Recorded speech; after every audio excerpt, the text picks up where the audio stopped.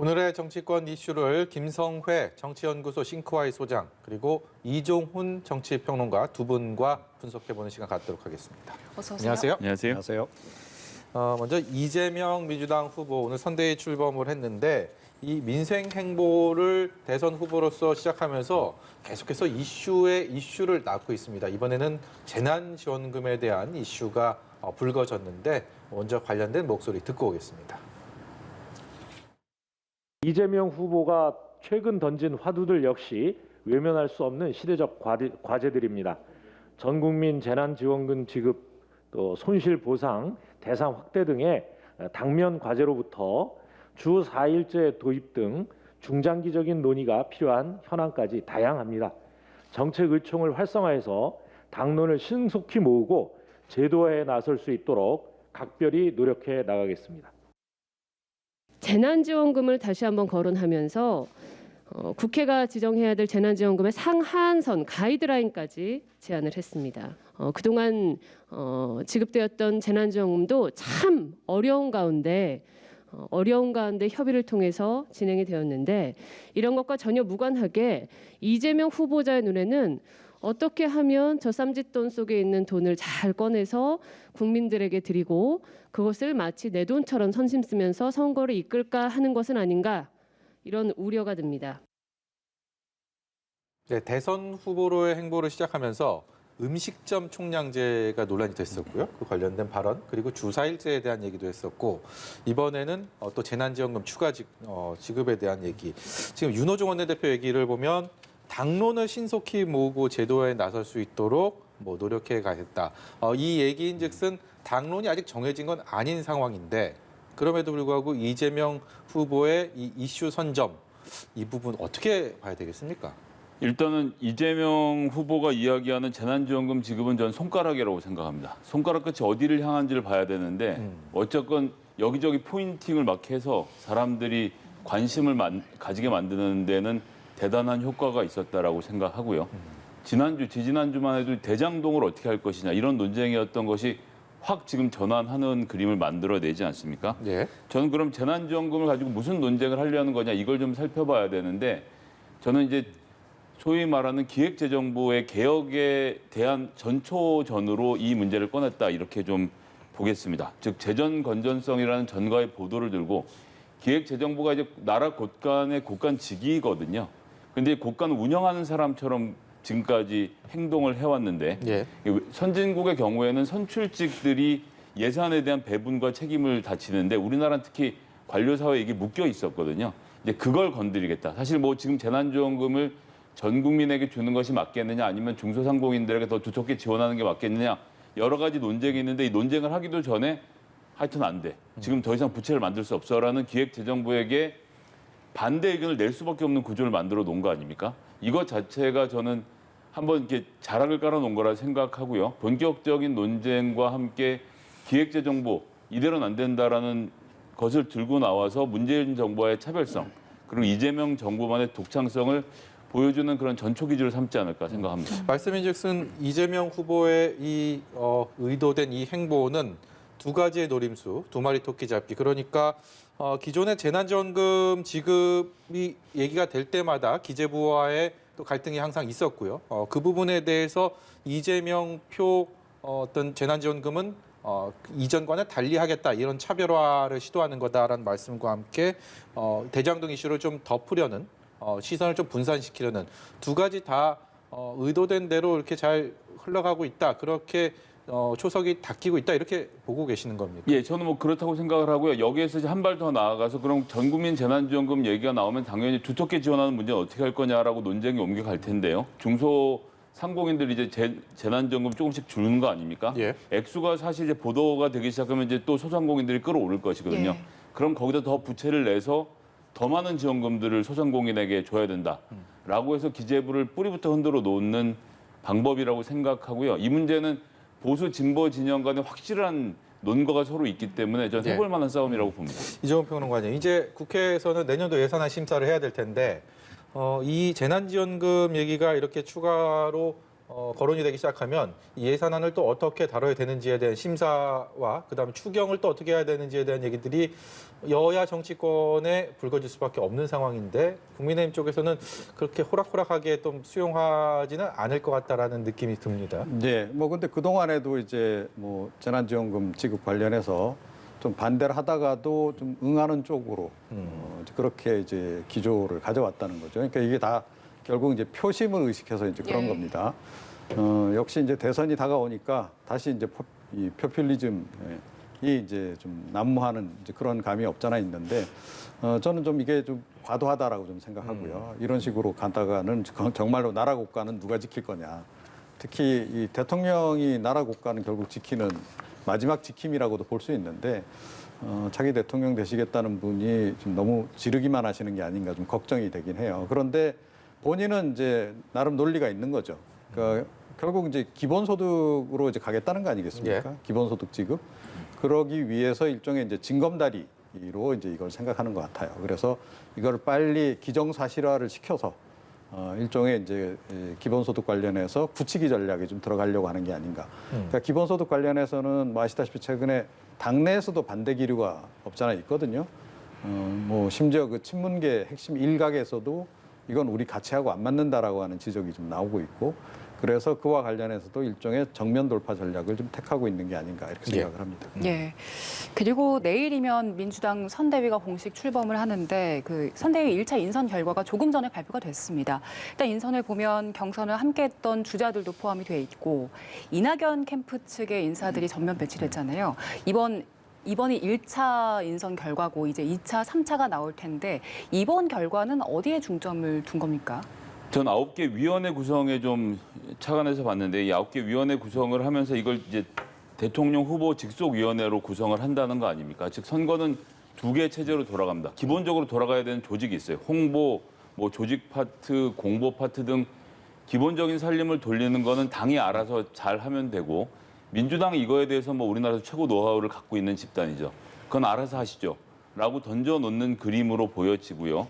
그러면서 한편으로는 후보자 직속위원회들을 많이 만들었는데 신복지위원회, 네. 사회대전환위원회, 미래경제위원회 등 이제 9개 분야를 쭉 구성을 하면서 신복지위원회는 잘 아시다시피 이낙연 후보가 쭉 주장해왔던 내용들을 직접 챙기겠다 이런 것이고요. 예. 사회대전환위원회 같은 경우는 추미애 후보가 오찬 자리에서 제가 좀 하고 싶다. 이런 개혁 운동을 해보고 싶다라는 말씀을 그대로 수용해서 그럼 사회대전환, 즉 지금까지 얘기했던 언론, 검찰개혁 포함해서 사회 대전환의 아젠다를 어떻게 만들지는 추미애 후보에게 맡기고 미래경제는 같은 방식으로 뭐 초기에 물론 아시긴 했습니다만 이광재 후보가 이 문제에 대해서는 지속적인 문제제기를 해왔고 어떤 입장에서는 진보 보수의 틀을 넘어선 어떤 제3의 먹을거리를 찾으러 가야 된다는 이야기를 해왔는데 이런 부분들을 다 모아서 대통령이 직접 챙기겠다는 후보가 직접 챙기겠다는 의사를 밝혀서 함께 경선했던 분들을 최대한 존중하고 그것으로 국가 비전을 혼자 것이 아니라 민주당 전체 그림을 만들겠다는 의지를 밝힌 것으로 봤습니다. 네. 예. 그리고 지금 이제 민주당을 넘어서 진보 진영 상황을 전반적으로 보면 이재명 후보로 뭉쳐지는 모습은 아니잖아요. 근데 이번 선거가 양자구도기도 하고 초박빙이 예상이 되기 때문에 그 통합에 대한 필요성이 점점 더 커지고 있습니다. 근데 지금 이재명 후보는 진보 대통합 이런 구상을 내놓기도 했는데 뭐 민주당 자진탈당 인사를 받아준다 뭐 이런 내용들이 포함이 돼 있잖아요. 근데 이게 과연 중도 확장성에 좀 도움이 될까 이런 의문도 드는데요. 네. 근데 사실은 이제 가장 큰 변수는 정의당이죠. 그러니까 정의당 같은 경우에 이번에 끝까지 완주하겠다는 거 네. 아니겠습니까? 지난 대선 때도 이제 완주를 해서 6% 넘게 득표를 한 바가 있습니다. 근데 이번에 양강 어떻게 보면 이제 그 양강 구도 하에서 접전이 예상이 좀 되고 있는데 거기서 6%라고 한다면 이게 적지 않은 그렇죠. 그야말로 당락을 결정할 수도 있는 그런 비율이거든요. 그런데 사실은 이게 과거처럼 좀 환경이 녹록지 않습니다. 그러니까 이번 같은 경우에는 정의당이 지난번 총선 때 민주당이 비례위성 정당을 만들어서 본인들의 그 비례 의석을 그만큼 많이 뺏어갔다라고 좀 생각을 하고 있고 그 약간 배신감을 느끼고 있는 그런 그 상황이어서 이번에는 정의당 그 지지자들이 과연 어떻게 투표를 할지 이게 이제 굉장히 관건인데 그러니까 과거에는 정의당 그 지지층 중에 한 절반 정도는 그래도 뭐 진보 진영이 이겨야 하니까 이렇게 해서 민주당 대선 후보에게 표를 줬어요. 그리고 이제 그야말로 핵심 지지층 한 5 내지 6%는 무조건 정의당을 찍는 이제 그런 그 패턴을 보였는데 이번 같은 경우에는 좀 달라질 수 있다라는 이제 얘기가 나옵니다. 조금 전에 그런 일들 때문에. 그래서 만약에 정의당 후보가 나와서 정의당의 이제 평상시 지지층 대략 한 5 내지 10% 정도 라고 이제 봐야 되는데 최대 이제 10% 정도까지 득표를 한다라고 전제한다면 이건 엄청난 변수인 거죠. 그래서 이제 사실은 이제 지금부터 단일화 관련한 이제 그 밑자락을 좀 깔고 나온 거다 이렇게 예. 좀 생각을 해요. 뭐 기타 이제 열린민주당하고의 통합 문제라든가 또 이제 당 밖으로 나갔던 인사들을 다시 끌어들이는 문제는 그것에 비하면 좀 상대적으로 좀 부차적인 문제일 거다 이렇게 생각을 합니다. 예. 네. 그리고 지금 그 열린민주당과의 통합, 그 통합 가능성도 지금 열어놨잖아요. 사실 그동안 민주당에 금기기도 했었는데 이런 가능성이 열려버리면 현역 의원들은 나중에 뭐 조금 총선이라든지 이런 공선 경쟁이 치열해지기 때문에 좀 더 반발할 가능성도 있지 않을까 싶은데요. 사실 이제 열린민주당은 뭐 현역 의원으로의 숫자로 따지면 그렇게 많지는 않아서요. 이제 예. 반발의 강도가 셀 것은 조금 전에 말씀하셨던 부분 중에서 이제 예전에 호남에서 안철수 후보를 따라가서 탈당했던 그룹들, 이 그룹들의 재입당을 지금 못하게 하고 있는 것이 민주당과 갈등의 큰 축이거든요. 예. 근데 이 부분에 대해서 이재명 후보가 사면하겠다라는 입장을 지금 밝혀놓은 것이고 여기에 대해서는 사실 현역끼리 붙어야 되는 자리들이 많아서 반발이 상당할 것으로 보여지고 이 부분에 대해서 어떤 대책을 취할 것인가의 문제라고 생각을 하고요. 열린민주당은 사실 지금까지 뭐 이런 민주당 당내 경선 과정에서 항상 이게 뭐 나왔던 단골 주제입니다. 예. 그런데 뭐 직접적으로 열린민주당으로 공식적인 제안이 있었던 것은 아니기 때문에 이번 문제도 마찬가지로 보고 있고요. 예. 공식적으로 논의가 시작되면 공식적으로 논의를 시작하겠다. 그래서 저희는 아직 들은 게 없다. 이런 말씀만 네. 드리겠습니다. 저는 김성애 소장의 말씀을 아주 주의 깊게 들었는데 아직 뭐 공식적인 제의가 없었다. 네. 예, 이런 말씀. 비공식적으로도 없었다고 정확히 얘기를 해야 되겠군요. 네. 예, 알겠습니다. 이번 주에 정치 이슈들 여러 가지 많은데 가장 관심을 많이 끌고 있는 거 뭐니 해도 국민의힘 최종 주자가 이번 주 금요일 날 결정된다는 게 아닐까 싶습니다. 오늘부터 이제 여론조사도 시작이 됐는데 그래서 양자 대결, 다자 대결 저희가 여론조사 좀 분석 좀 해보도록 하겠습니다. 지금 이재명 후보는 이미 상대를 기다리고 있는 상황에서 윤석열, 홍준표 두 경선 후보가 최종 후보로 올라왔을 경우에 가상의 대결을 표식으로 나타낸 조사 결과입니다. 좌측과 우측이요. 그야말로 팽팽합니다. 뭐 어디 한쪽에 우위를 점하고 논하기가 뭐 할 정도의 어떤 분석을 내놓으실지도 궁금한데요. 예, 일단 뭐 그 여야 모두 핵심 지지층들은 대략 지금 결집을 했다 이렇게 볼 수 있을 것 같아요. 그러니까 과거에 박근혜 전 대통령 핵심 지지층, 콘크리트 지지층 35% 늘 이야기를 했었잖아요. 그리고 문재인 대통령도 역시 뭐 콘크리트 지지층 35% 이야기를 하지 않았습니까? 그래서 보수 진보 진영의 이제 핵심 지지층이 이렇게 있는 거고 중간지대에 이제 중도층 내지는 이제 부동층이 존재하는 거로 이렇게 이제 봐야 되는데 최근에 여론조사 기조를 보게 되면 국민의힘도 역시 이제 그 경선이 막판으로 감에 따라서 대략 핵심 지지층들은 지금 대략 이제 결집을 한 상태다. 자, 그래서 양쪽에 보면 다 공통적으로 35% 전후를 지금 기록을 지금 하고 있다는 거죠. 그래서 중도 표심까지는 아직까지 어느 쪽도 지금 장악을 못한 그런 그 상황이라는 게 하나 네. 확인이 되고 최근 들어서 그 국민의힘 그 경선 주자 가운데서는 홍준표 이제 후보가 이제 그동안 역시 많이 추격해 온 것에 지나서 조금 더 앞서가는 듯한 그런 그 모습들을 보이고 있는 것은 좀 분명해 보인다. 그렇다고 아주 크게 앞서가는 것 같지는 않다. 이렇게 생각을 합니다. 네. 다시 한번 보여주시겠습니까? 그 여론조사 결과인데 저것과는 또 당원 투표는 별개라고 하니까 또 당심과 민심의 또 차별을 얘기하는 분들이 많기 때문에 그래서 금요일 날 뚜껑을 열어봤을 때 과연 어느 쪽으로 기울 것인가를 지금 예측하기가 굉장히 어려운 상황이 아닌가 싶습니다. 굉장히 어렵죠. 예, 뭐 제대로 딱 집어서 말할 수 있는 사람이 없다라고 생각하고 윤석열 후보가 상대적으로 앞서고 있는 것은 사실인 것 같습니다. 특히 당원 같은 경우에 2차 경선, 즉 8명에서 4명으로 줄일 때까지 투표하신 분 이후에 입당한 민주당 같은 경우 6개월 경과 규정이 있는데 국민의힘은 한 달만 당비를 내시면 되거든요. 네. 근데 이때 들어오신 분 중에 30대 이하가 4만 한 5천 명 정도 되는 반면에 50대 이상은 10한 2, 3만 명 정도 수준이 됩니다. 그런데 저희가 쉽게 짐작할 수 있듯이 20, 30대는 아무래도 홍준표 후보에 상대적으로 선호도가 있는 것이고 50대 이상은 윤석열 후보를 보고 입당을 하신 분들이 많기 때문에 당세에서는 그 격차를 홍준표 후보가 좁히기 어려운 상황으로 보고 그러면 이제 여론조사에서 많이 이겨야 되는데 그런 점에서는 지금 홍준표 후보가 역시 마찬가지로 청년층에서는 확실히 소구력이 있는데 정확히 여론조사에서 10% 이상 이길 수 있느냐라는 네. 상태까지 가지 못해서 윤석열 후보가 조직세를 중심으로 좀 상대적인 우위를 점하고 있는 것이 아닌가. 뭐 조직세이기도 하고 또 보수 진영의 본 진영이 그래도 윤석열 후보가 본선에 나가서 문재인 정부를 제대로 깨줄 사람이다. 이런 생각들을 좀 많이 하고 계신 것으로 보입니다. 예. 네. 그리고 이번에는 국민의힘 후보들 경쟁력 조사를 좀 보겠습니다. 지금 보면 홍준표 후보와 윤석열 후보 역시 오차범위 내에서 접전인 상황이거든요. 이 결과는 어떻게 해석하십니까? 예. 근데 이제 이 여론조사 결과하고 역시 이제 경선 결과는 예. 좀 다를 수 있다는 거죠. 조금 전에 이제 당심 이제 예. 얘기도 좀 했고요.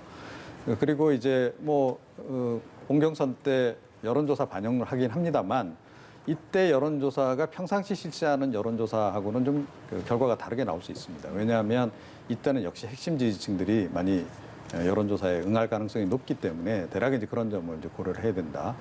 근데 역시 이제 변수가 될 것은 이준석 대표 탄생 이후에 새로 입당한 당원들의 네. 성향이 과연 어느 쪽이냐.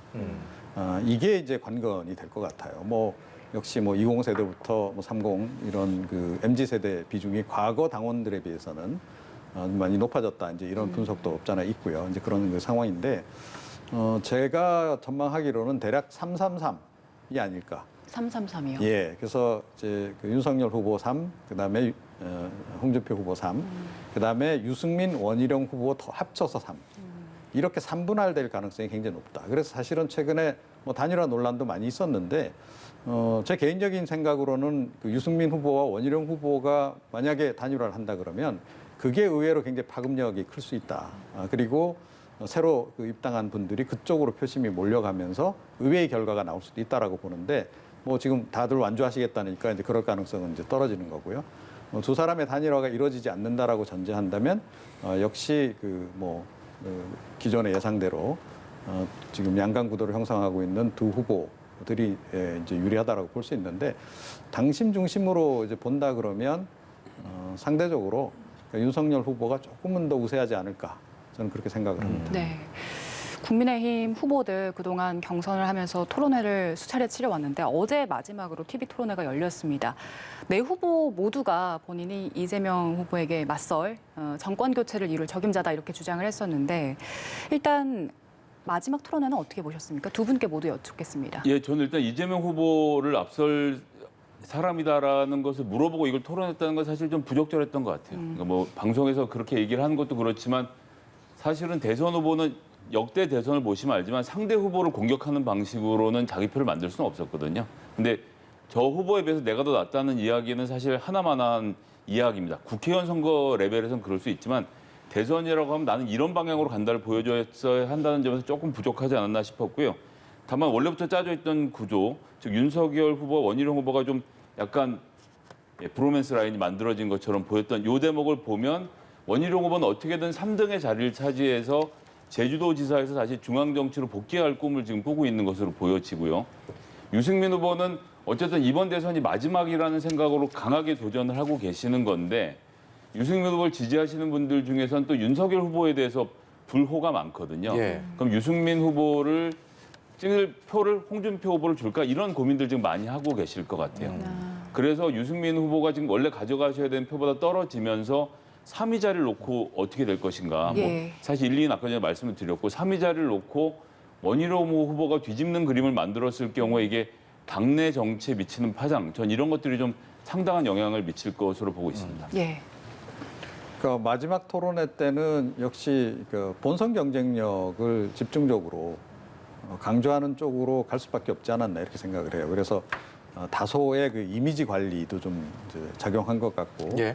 그래서 날선 공방을 벌이기보다는 비교 우위를 좀 강조하는 이제 그런 방향으로 좀 전개된 게 아닌가. 그래서 전체적으로 뭐 너무 차분했던 거 아닌가라는 지적이 있긴 있었는데 그럼에도 불구하고 그 일부 토론 내용을 보게 되면 그래도 공방 벌일 것은 다 벌인 게 아닌가 그렇게 평가를 내립니다. 네. 또 한 가지 윤석열 후보 관련 얘기 하나 해볼까 하는데요. 윤석열 후보가 얼마 전에 이른바 전두환 발언으로 큰 개인적으로는 홍역을 치렀겠죠. 그러면서 이제 지지율 하락세가 뚜렷했었고 그러자 광주, 전남, 호남을 찾아서 사과하겠다 이런 입장을 밝힌 적이 있었는데 이것을 결과가 나오고 나서 그러니까 이번 주 금요일 이후에 간다라고 좀 상황이 바뀐 것 같습니다. 이제 참모들이 말렸다고 하는데 11월 5일 날 이후 그러면 본인이 최종 후보가 될 거라는 확신 때문인지 아니면 그 전에 가봐야 별 효용성이 없다고 생각한 건지 아니면 어느 정도의 내상을 이미 회복했다고 생각하는 건지 여러 가지 해석들이 나올 수 있는 상황인 것 같습니다. 좀 냉정하게 말씀드리면 사과부터가 진정성이 없었다는 것이 이 대목에서 드러나는 거죠. 예, 사과를 했으면 사과하자마자 바로 광주에 가서 뭐 혼이 나든 야단을 맞든 이야기를 듣고 왔었어야 됐는데 사과를 하는 정도를 무마하기 위해서 뭐 이유는 여러 가지로 지금 분석이 되고 있습니다만 그날 저녁에 계획에 사과 주는 사진을 좀 올려서 어떤 면에서 희화화가 된 거 아닙니까? 즉 네.